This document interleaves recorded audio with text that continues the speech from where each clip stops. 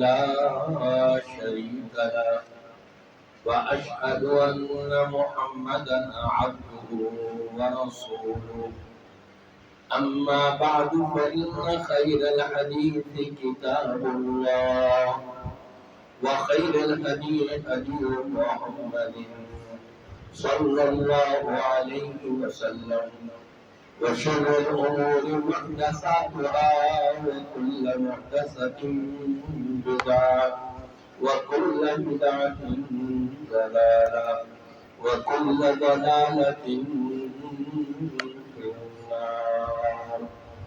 أعوذ بالله السميع العليم وبوجهه الكريم وسلطانه القديم من الشيطان الرجيم.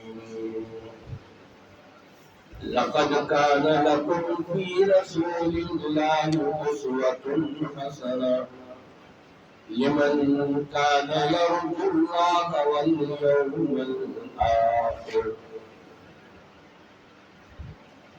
تمام تعریفیں ہر قسم کی پاکی بڑائی اور حضوری رب کائنات وحدہ لا شریک لہ کے لیے لائق اور دیتا ہے.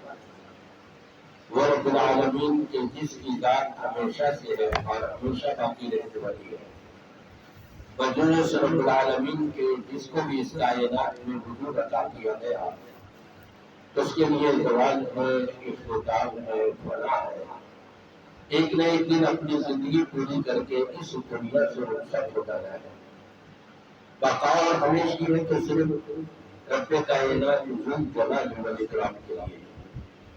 درود و سلام آقا دو جہاں تاجدار مدینہ آمنہ کے نام محمد رسول اللہ صلی اللہ علیہ وآلہ وسلم کی ذات اقدس کے لیے رب کائنات کی ساری مخلوقات کی تعداد سے زیادہ صلی اللہ تعالی علیہ وعلی آلہ واصحابہ وسلم تسلیما کثیرا کثیرا.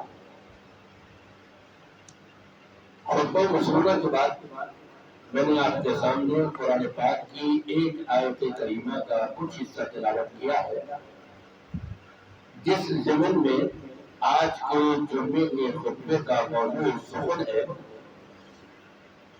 اسوہ محمدی اور اسوہ ابراہیم. رب تبارک و تعالیٰ سے دعا ہے کہ اللہ تعالیٰ مجھے صحیح طور پر قرآن و سنت کی روشنی میں بیان کرنے اور ہم سب کو اس کے مطابق عمل کرنے کی توفیق عطا فرمائے. عمل سے زندگی بنتی ہے جنت بھی جہنم بھی. یہ خاکی اپنی فطرت میں نوری ہے نہ ناری. عمل ہو اور عمل بھی وہ عمل جس کو ہمارے نبی محمد رسول اللہ صلی اللہ علیہ وسلم نے کرنے کے لیے بتایا ہو وہی قابل قبول ہوتا ہے اور اسی سے انسان کو مقبولیت کا درجہ حاصل ہوتا ہے اور وہی چیز انسان کو جنت کے بالا سے بالا درجوں میں لے جانے کا سبب بنتی ہے. دعا ہے میری کہ اللہ تبارک و تعالیٰ مجھے صحیح طور پر قرآن و سنت کی روشنی میں بیان کرنے اور ہم سب کو سن کر اس کے مطابق عمل کرنے کی توفیق عطا فرمائے.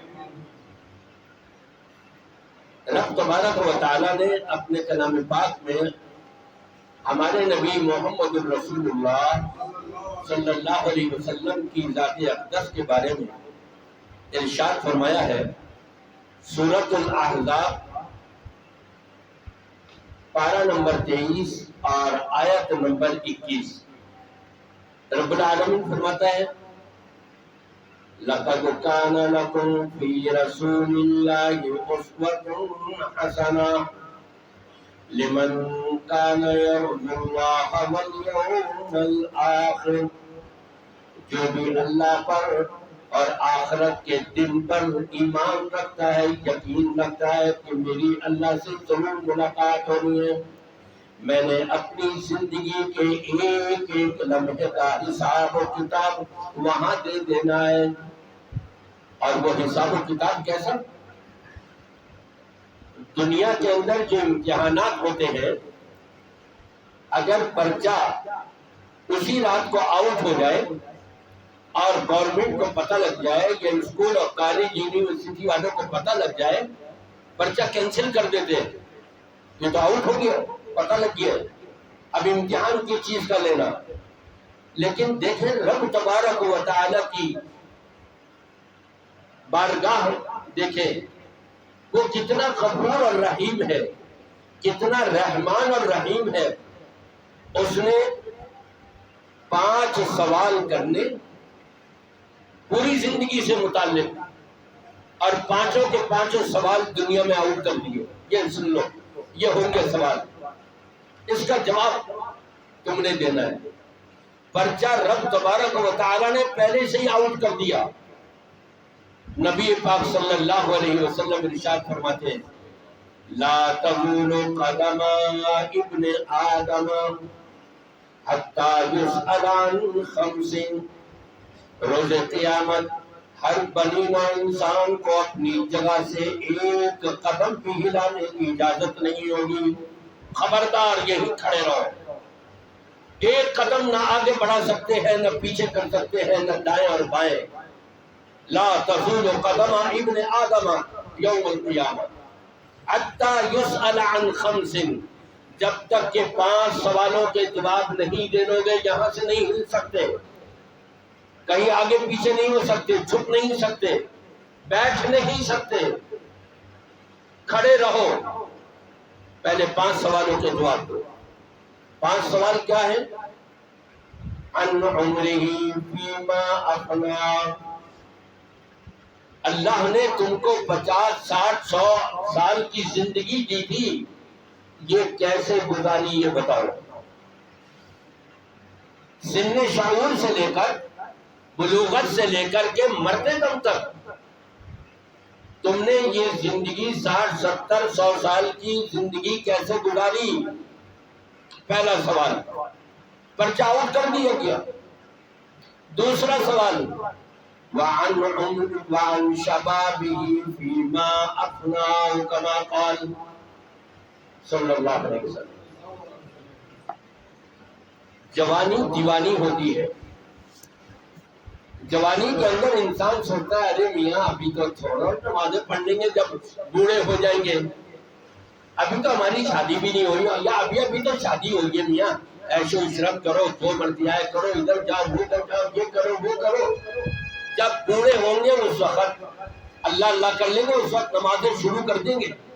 لیکن کسی کو کیا پتا جوانی بھی پوری نہیں ہونے پائے گی اور ایکسیڈنٹ کے اندر چل بسے گا۔ انا للہ و انا الیہ راجعون۔ وعن شبابہ، جوانی کہتے ہیں جوانی دیوانی ہوتی ہے، اس جوانی کے بارے میں پوچھا جائے گا تم نے یہ جوانی کی عمر اللہ کی عبادت میں گزاری، اللہ کی نافرمانیوں میں گزاری۔ وعن مالہ من این اکتسبہ، تیسرا سوال بھی آؤٹ کر دیا گیا، جو تم نے اپنی زندگی کے اندر مال کمایا ہے، مال حاصل کیا ہے، کیسے حاصل کیا؟ چوری کر کے، ڈاکہ مار کے، کسی سے چھین کے، کسی کی امانت رکھوائی ہوئی ہڑپ کر کے، کس طرح سے تم نے حلال طریقے سے کمایا تم نے یا حرام طریقے سے؟ بتاؤ، جواب دو پہلے۔ وَفِيمَ أَنفَقَهُ، چوتھا سوال بھی آؤٹ کر دیا گیا، جو مال اللہ نے تم کو دیا تھا، تمہاری زندگی میں تم کو ملا تھا، کہاں کہاں خرچ کیا؟ اللہ کی اطاعت میں یا اللہ کی نافرمانی میں؟ مسجد بن رہی تھی اللہ کے نام کی، وہاں پیسہ دینا نصیب ہوا کہ نہیں مسجد کے لیے؟ یا شادی جب آئی تھی تو لاکھوں روپیہ بیٹے کی شادی پر، لاکھوں روپیہ بیٹی کی شادی کے اوپر، شہرت کے لیے 500 1000 افراد کی دعوت کر دی گئی، وہ دیگوں پر دیگیں چڑھا دی گئی۔ بتاؤ تم نے دنیا کے لیے یہ مال خرچ کیا یا تم نے اللہ کے راستے میں خرچ کیا؟ کہاں خرچ کیا تھا بتاؤ۔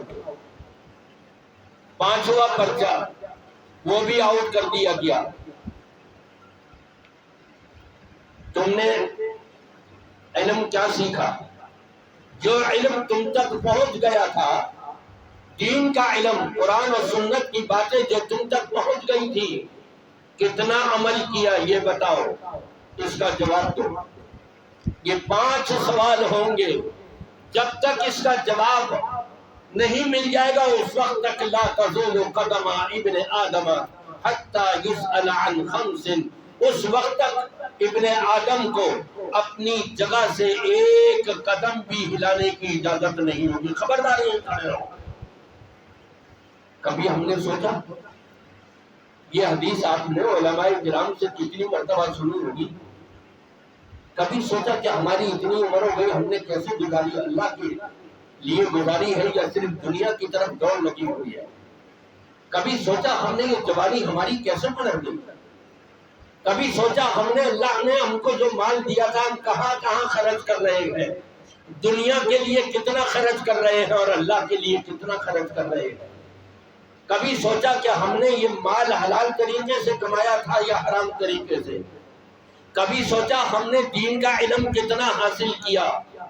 جو باتیں قرآن و سنت کی ہمارے کانوں میں پڑ گئی تھی، ہمارے علم میں آ گئی تھی، اس پر ہم نے کتنا عمل کیا؟ رب تو رحمان و رحیم ہے، اس نے 5 سوال آؤٹ کر دیے۔ یہ ہوں گے سوال تم سے پوچھا جائے گا، جواب تحریری نہیں دینا، وہاں جواب سوچنا نہیں ہے، وہاں تو یہ ہوگا اقرا کتابک کفی بنفسک اليوم علیک حسیبا۔ اے حضرت انسان، یہ تیرا نامہ اعمال پوری زندگی کا، تو 60 70 100 سال کی زندگی گزار کے آیا ہے، تیری پوری زندگی کا یہ نامہ اعمال تجھے دیا جا رہا ہے، پڑھتا جا اور خود ہی فیصلہ کرتا جا کہ تیرا راستہ جنت ہے یا جہنم ہے۔ وَأَمَّا مَنْ أُوتِيَ كِتَابَهُ بِيَمِينِهِ، اتنے ہی لوگ ایمان والے جن کا نامہ اعمال ان کے سیدھے ہاتھ میں، دائیں ہاتھ میں پیش کیا جائے گا، خوش ہوں گے دیکھنے کے ساتھ ہی پڑھتے چلے جا رہے ہوں گے، اور اپنے رشتہ داروں کو، اپنے جاننے والوں کو، اپنے دوست و احباب کو بلا رہے ہوں گے۔ اقرؤوا کتابیا انی ظننت انی ملاق حسابیا۔ اے میرے دوست، اے میرے ابا جان، اے میری امی جان، اے میرے بھائی جان، اے میری بھابھی، اے میرے بھائی، ذرا دیکھو تم بھی میرا نام اعمال پڑھ لو۔ خوشی میں ہر ایک کو پیش کر رہا ہوگا کتنا عمدہ میرا نام اعمال ہے۔ مجھے تو دنیا میں یقین تھا کہ مرنے کے بعد میں نے ایک نہ ایک دن اللہ کی عدالت میں پیش ہونا ہے، میرا نام اعمال مجھے ملے گا۔ مجھے دنیا کے اندر اس کی فکر ہو گئی تھی، آج میرا سیدھے ہاتھ میں نام اعمال دیا گیا ہے۔ اقرؤوا کتابیا، میرا نامہ اعمال تم بھی پڑھ لو، کتنا عمدہ ہے، کتنا اچھا ہے۔ دنیا کے اندر جو بچہ ڈویژن حاصل کر لے، پوزیشن حاصل کر لے، بڑا خوش ہوتا ہے، سارے رشتہ داروں کو دکھاتا ہے، چاچا کو بھی، تایا کو بھی، ماموں کو بھی، پھوپھی کو بھی، خالہ کو بھی، جو بھی آ رہا ہے میرا یہ رزلٹ ہے، میرا یہ رزلٹ کتنا اچھا ہے، سب مبارکبادی دیتے ہیں۔ وہاں قیامت کے دن ایمان والا جب اس کے سیدھے ہاتھ میں نامہ اعمال دیا جائے گا، خوش ہوگا اور ہر ایک کو دکھائے گا، لو بھائی لو آپ بھی پڑھ لو، دیکھو کتنا عمدہ ہے۔ وَأَمَّا مَنْ أُوتِيَ كِتَابَهُ بِشِمَالِهِ، لیکن وہ شخص کلمہ تو پڑھتا تھا، نمازیں تو پڑھتا تھا لیکن اپنے مطلب کی، روزے تو رکھتا تھا لیکن اپنی مرضی سے، دین کی طرف آتا تو تھا لیکن اپنی مرضی سے، جب دل چاہا عبادت کر لی، جب دل چاہا کوتاہی کر لی۔ جس کے فرمایا قیامت کے دن الٹے ہاتھ میں نامہ اعمال پیش کیا جائے گا، وہ کیا کہے گا؟ یا لیتنی کنت ترابا، کاش کہ میں مٹی ہو جاتا، مجھے زندہ ہی نہیں کیا جاتا۔ میری لاش کو مٹی کر دیا جاتا اور یہ سارے انسان اس مٹی کو اپنے پیروں سے رونتے ہوئے جاتے، مجھے یہ پسند تھا، مجھے دوبارہ زندہ کر کے نہ کھڑا کیا جاتا۔ یا لیتنی لم اتخذ فلانا خلیلا، افسوس کرے گا، ہائے افسوس، دنیا کے اندر میں نے تو فلاں فلاں کو اپنا دوست بنایا ہوا تھا، دین سے وہ مجھے دور لیتے چلے گئے، کاش کہ میں ان کو اپنا دوست نہ بناتا۔ یا لیتنی اتخذت مع الرسول سبیلا، افسوس کرے گا، ہائے کاش افسوس مجھ پر، میں رسول کی اطاعت اور پیروی کر لیتا، رسول کا بتایا ہوا راستہ اپنا لیتا اور اختیار کر لیتا، رسول نے مجھے جس طرف بلایا تھا میں ادھر آ جاتا، لیکن میں تو اس سے دور بھاگتا رہا۔ دنیا کے کھیل کو تماشوں کے لیے میرے گھنٹوں لگ جایا کرتے تھے، میں میچ دیکھنے کے لیے سب سے آگے جا کر کے بیٹھا کرتا تھا، لیکن جب اللہ کا کلام قرآن سنایا جا رہا ہو، جب آواز دے دی گئی ہو، یا ایھا الذین آمنوا اذا نودی للصلاة من یوم الجمعة فاسعوا الى ذکر اللہ وذروا البیع، اے ایمان والو، جب جمعے کے لیے اعلان کر دیا جائے، خبردار اپنا کاروبار نہیں کرنا، لین دین نہیں کرنا، دنیا کا کوئی کام نہیں کرنا، بلکہ دوڑے دوڑے جاؤ مسجد کی طرف جا کر کے خطبے میں شریک ہو۔ وہاں افسوس کرے گا، یا لیتنی اتخذت مع الرسول سبیلا، آئے مجھ پر افسوس، کاش کہ میں رسول کی بات کو مان لیتا، رسول کے بتائے ہوئے طریقے پر عمل کر لیتا، تو آج کا نامہ اعمال میرے الٹے ہاتھ میں نہ ملتا۔ یہ الٹے ہاتھ میں نامہ اعمال ملا، میری زندگی کا ہر لمحہ، چھوٹی سے چھوٹی بات، بڑی سے بڑی بات، میری مخفی بات، پوشیدہ باتیں، ساری کی ساری یہاں پر ذکر ہے۔ لوگوں کو دنیا میں نہیں معلوم تھا میں نے کیا کیا گناہ کیے، لیکن یہاں پر تو سارے گناہ درج کیے ہوئے، آئے افسوس، کاش میں رسول کی اتباع کر لیتا، پیروی کر لیتا، لیکن وہاں کے افسوس کرنے سے کچھ نہیں،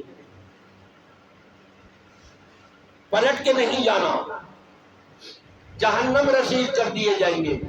کیا کہیں گے، اے پروردگار ہمیں دوبارہ بھیج دے دنیا کی طرف، ہم اب تیری اطاعت کر کے آئیں گے، تیری فرما برداری کر کے آئیں گے، پر جھپکنے کی دیر بھی ہم تیری نافرمانی نہیں کریں گے۔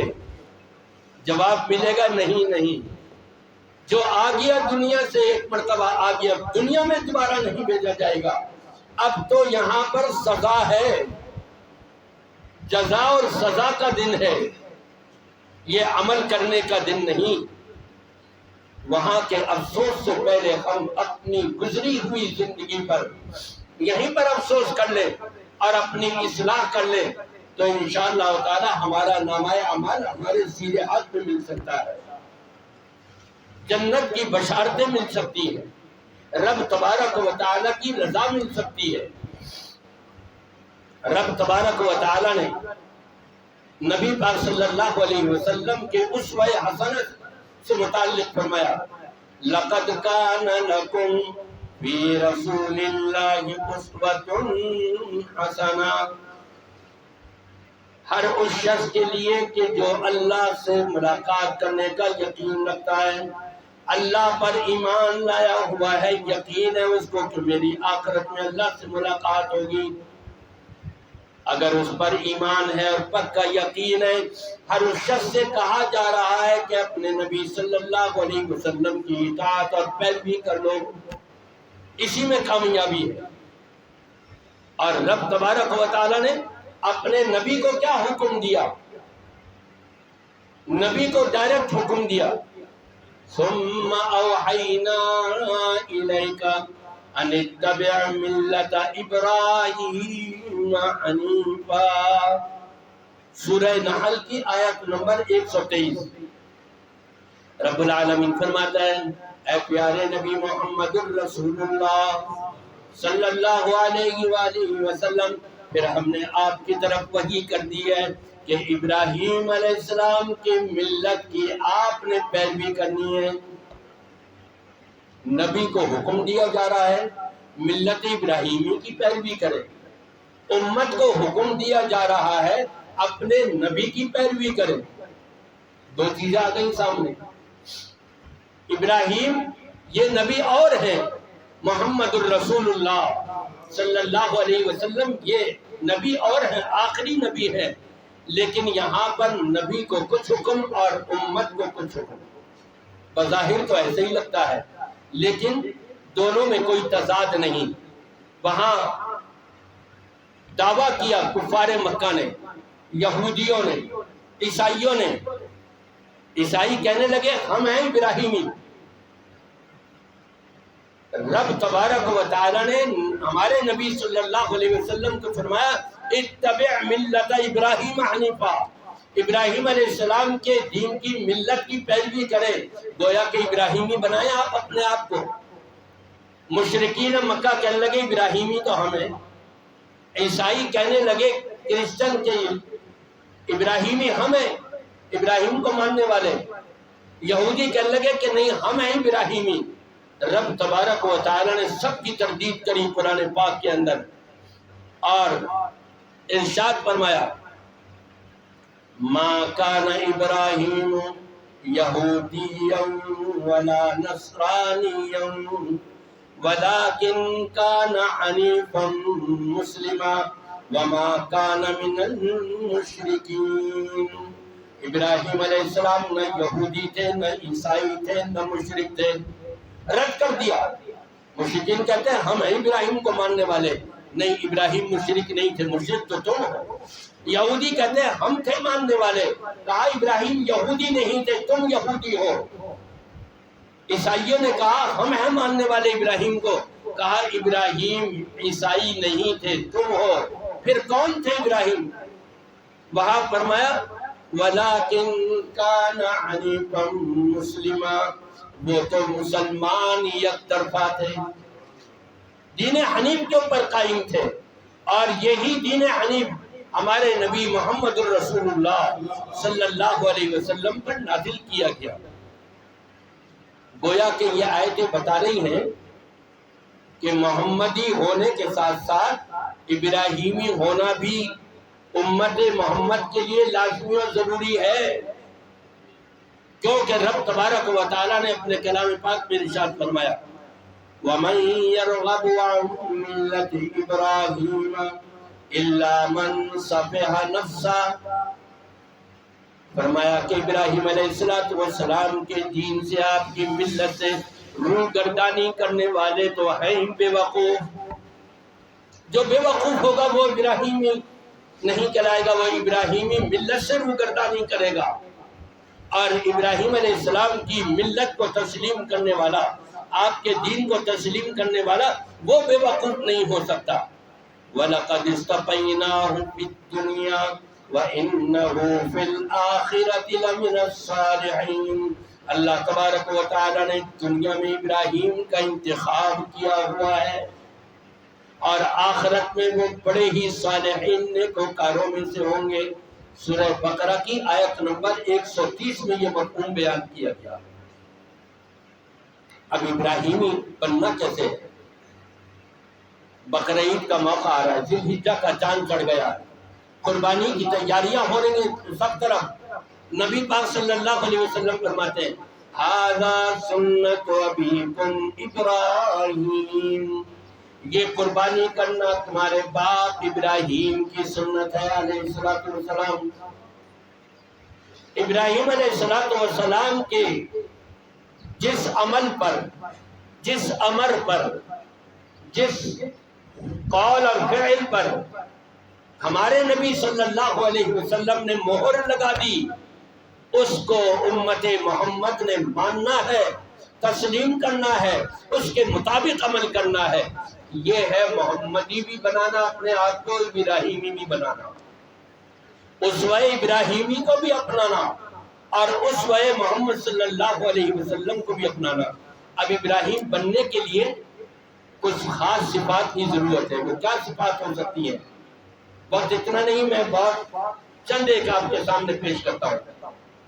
رب تبارک و تعالی نے حضرت ابراہیم علیہ السلام کے بارے میں ان کی جو خاص صفت تھی، سورۃ الشعراء سورت نمبر 26 اور آیت نمبر 69 سے لے کر 74 تک اس کا تذکرہ کیا ہے۔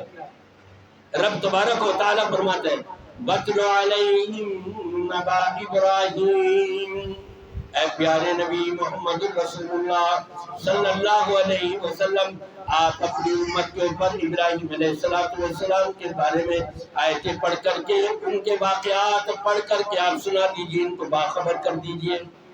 کیا صفت تھی اس کے اندر؟ ابراہیم نے اپنے باپ کو کہا، اپنی قوم کو کہا، اپنے وقت کے بادشاہ کو للکارا، اور کیا کہا؟ اِذْ قَالَ لِأَبِيهِ وَقَوْمِهِ مَا هَٰذِهِ التَّمَاثِيلُ الَّتِي أَنتُمْ لَهَا عَاكِفُونَ۔ اے میرے ابا جان، بڑے پیار سے بلا رہے ہیں، یا ابت، اے میرے ابا جان، قوم کو پکار رہے ہیں، سردار کو، چودھری نمبردار کو، حاکم وقت کو پکار رہے ہیں کہ تم جن لوگوں کی عبادت کرتے ہو، یہ کیا چیزیں ان کے انتخاب کر رہے ہو، تم ان کی پوجا پاٹ کرتے ہو، تم ایسے لوگوں کی عبادت کرتے ہو ما لا يسمع ولا يبصر ولا يغني عنك شيئا، کہ جو تصرف بھی نہیں رکھتے، اختیار کے بھی مالک نہیں ہے، نفع نقصان کے مالک نہیں، وہ تو ایک اکیلا اللہ ہے، نفع نقصان کا مالک، اس کو پکارو۔ یہ بتوں کو پکار رہے ہو، یہاں تک کہ ایک موقع پہ پوچھا، اے ابراہیم، تم نے یہ ہمارے بتوں کی گت بنائی ہے، کسی کی گردن توڑی ہوئی ہے، کسی کا کان کاٹا ہوا ہے، کسی کا بازو کاٹا ہوا ہے، کسی کی ٹانگ توڑی ہوئی ہے، اے ابراہیم تم نے کیا ہے یہ؟ ابراہیم کہنے لگے مجھ سے کیا پوچھ رہے ہو بھائی، یہ جو ان سب بتوں کا جو بڑا بنایا ہوا ہے تم نے سردار، اس سے پوچھ لو کہ بھائی یہ کس نے اثر کیا ہمارے بتوں کا۔ اگر وہ سنتے ہیں تمہاری بات تو ان سے پوچھ لو، اگر تمہاری بات کا جواب دے سکتے ہیں تو ان سے معلوم کر لو، مجھ سے کیا پوچھ رہے ہو۔ کس انداز سے ابراہیم علیہ السلام نے اللہ کی وحدانیت کی، اللہ کی قدرت اور اس کے تصرف پر اختیار کی، قوم کو دعوت دی۔ کیا ہم اس دعوت کو قبول کرتے ہوئے اپنے گھر والوں سے یہی کرا رہے ہیں؟ ہم اپنی برادری والوں میں یہی کچھ کام کر رہے ہیں دعوت و تبلیغ کا؟ الا وکلکم راع وکلکم مسئول عن رعیتہ، نبی پاک صلی اللہ علیہ وسلم فرماتے ہیں خبردار، تم میں سے ہر ایک دوسرے کے بارے میں پوچھا جائے گا، نگران ہے۔ تم نے برائی ہوتے ہوئے دیکھی اپنے بھائی میں، اپنے چچا میں، اپنے ماموں میں، اپنے بیوی میں، اپنے بیٹے بیٹی کے اندر، تم نے کیوں نہیں روکا، کیوں نہیں آگاہ کیا ان کو؟ پوچھا جائے گا۔ جیسے شروع میں نے بتایا کہ 5 سوال ہوں گے اور وہ آؤٹ ہو گئے، ان میں سے ایک سوال یہ کہ پوری زندگی تم نے کیسے گزاری، اس کے اندر یہ ساری چیزیں آ جائیں گی۔ برائی ہوتے ہوئے تم نے دیکھی، کیوں نہیں روکی، یہ سارا کچھ آ رہا ہے۔ اور پھر نماز کا کیا کروں؟ آپ کی گھروں تو بڑی دعا لگا، اچھا ابھی ہے، میری دعا ہے کہ اللہ تبارک و تعالی ہم سب کو اپنے نبی محمد رسول اللہ صلی اللہ علیہ وسلم کا اسوہ حسنہ اور حضرت ابراہیم علیہ السلام کے اسوے کو بھی مکمل طور پہ اپنانے کی توفیق عطا فرمائے۔ اقول قولی ھذا استغفر اللہ لي ولکم اجمعین واستغفروہ انہ هو الغفور الرحیم۔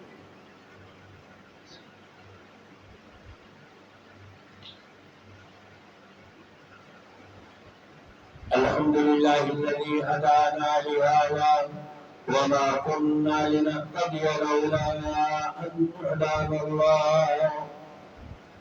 میرے بھائیوں، دوستوں، بزرگوں، ماں اور بہنوں، حقیقت یہ ہے رب تبارک و تعالیٰ نے ہمارے نبی صلی اللہ علیہ وسلم کے ذریعے سے 8 دن میں، ایک ہفتے کے اندر ایک دن نہیں پڑا، آدھا 1 گھنٹہ رکھا ہے۔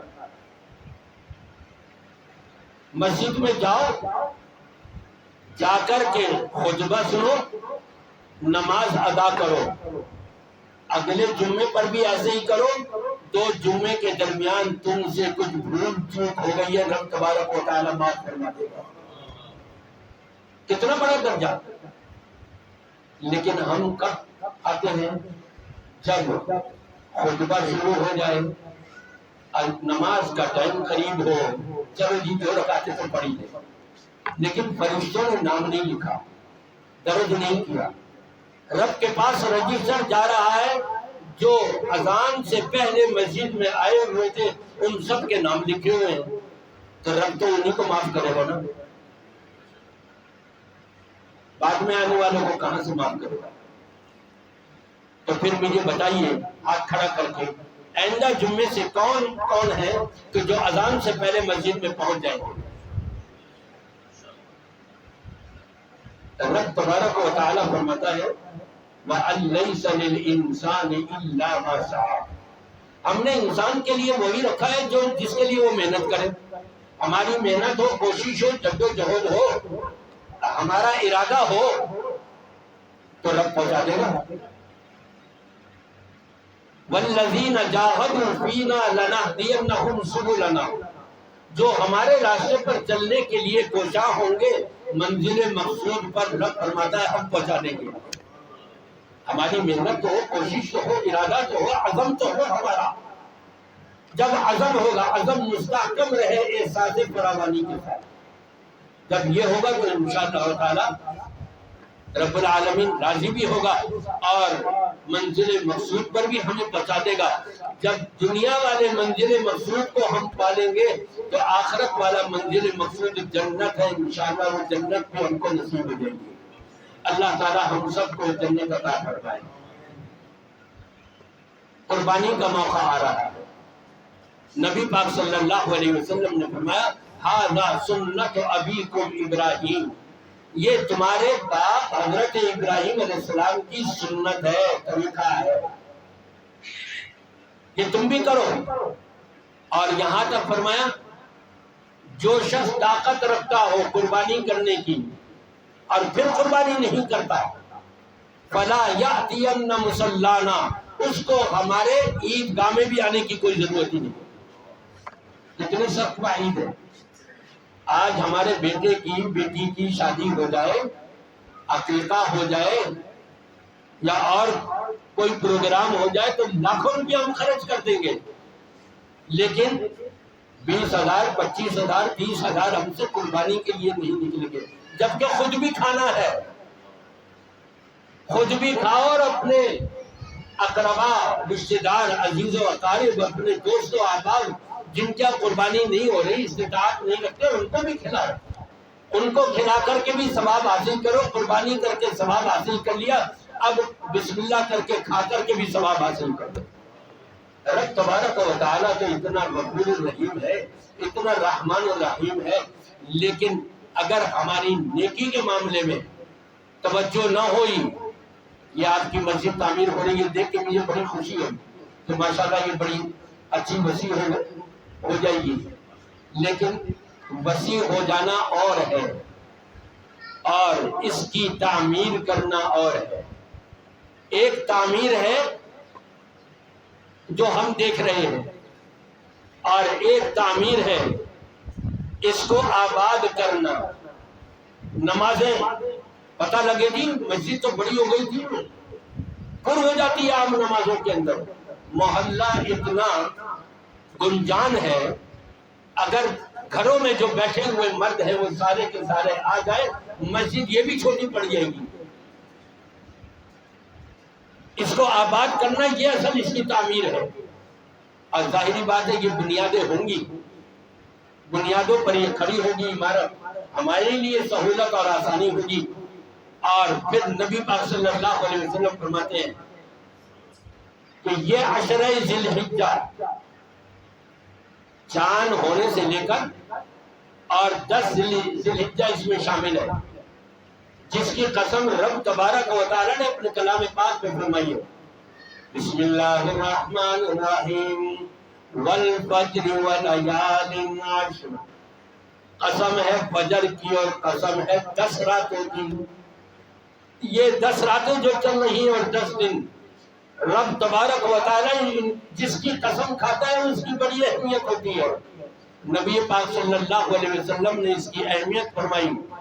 آپ نے فرمایا کہ عام دنوں کے اندر جو بھی عمل صالح کیا جا رہا ہو اس کا اجر و ثواب اتنا نہیں ہوتا، وہی عمل ان 10 دنوں میں کیا جا رہا ہو اس کا ثواب سب سے زیادہ ہوتا ہے۔ لوگوں نے پوچھا، جب آپ نے فرمایا کوئی عمل ایسا نہیں ہے کہ جس کا ثواب عام دنوں میں اتنا ہو جتنا ثواب ان دنوں میں کیے جانے والے عمل پر ملتا ہے، صحابہ کہنے لگے بلند جہاد فی سبیل اللہ، اے اللہ کے رسول صلی اللہ علیہ وسلم، اللہ کے راستے میں جہاد کرنے کا بھی اتنا اجر نہیں ہے جتنا اجر ان 10 دنوں میں نیک کام کرنے کا۔ آپ نے فرمایا بلند جہاد فی سبیل اللہ، اللہ کے راستے میں جہاد کرنے کا بھی اتنا اجر نہیں ہے جتنا اجر اللہ نے ان 10 دنوں کے اندر کوئی نیکی کرنے کا اجر و ثواب رکھا ہے۔ اللہ، مگر وہ شخص جو اپنا مال لے کر کے بھی نکلا، اپنی جان لے کر کے بھی نکلا، اس نے اپنا مال بھی اللہ کے راستے میں جہاد میں لٹا دیا، اپنی جان بھی قربان کر دی، یہ تو بڑھ جائے گا درجے میں، لیکن جہاد کر کے واپس آنے والا اتنا درجہ نہیں پا سکتا جتنا درجہ ان 10 دنوں کے اندر نیکی کرنے والے کو ملتا ہے۔ یہ رب تبارک و تعالیٰ کی عنایت اور مہربانی ہے۔ تو میں آپ سے یہ کہوں گا، یہ آپ ہی کے گھر کی مسجد ہے، یہ آپ ہی کے محلے کی مسجد ہے، کوئی گھر ایسا نہیں ہونا چاہیے، یہاں سننے والے میرے کوئی بھائی ایسے نہیں ہونے چاہیے کہ جن کی جیب کا پیسہ، حلال والا پیسہ مسجد کی تعمیر میں نہ لگائے۔ اور انشاءاللہ تعالی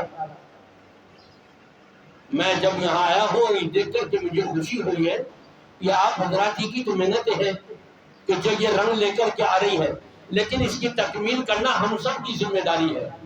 میں انشاءاللہ اپنی ذات سے بھرپور اس کے اندر حصہ لوں گا، لیکن عام طور پہ میں اعلان نہیں کرنا چاہتا، مولانا امین صاحب کو بتا دوں گا انشاءاللہ۔ اور یہ نہیں کہ 100 200 1000 5000 نہیں، انشاءاللہ تعالی جو اللہ نے مجھے توفیق دی ہے میں بھرپور طریقے سے اس میں انشاءاللہ حصہ لوں گا۔ یہ صرف میں اس لیے بتا رہا ہوں تاکہ آپ سے بھی گزارش کروں، آپ بھی بھرپور طریقے سے اللہ کے گھر کی تعمیر میں حصہ لیں۔ یہ وہ دن ہے کہ اگر کوئی ایک جہاد کے لیے گیا ہوا ہے اور واپس آ گیا، اس کو اتنا جو ثواب نہیں ملے گا جتنا آپ اس 10 دنوں کے اندر نیکی کر رہے ہیں۔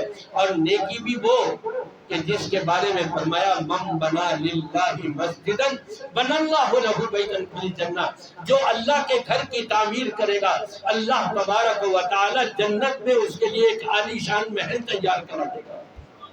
کتنا اجر و ثواب ہے۔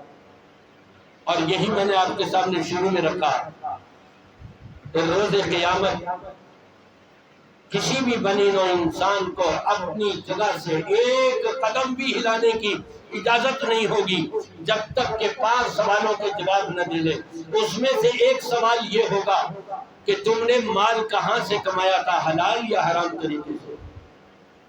ایک سوال اس میں یہ ہوگا کہ تم نے اپنا مال دنیا داری کے لیے خرچ کرتے رہے تھے یا اللہ کے راستے میں بھی خرچ کیا تھا یا نہیں؟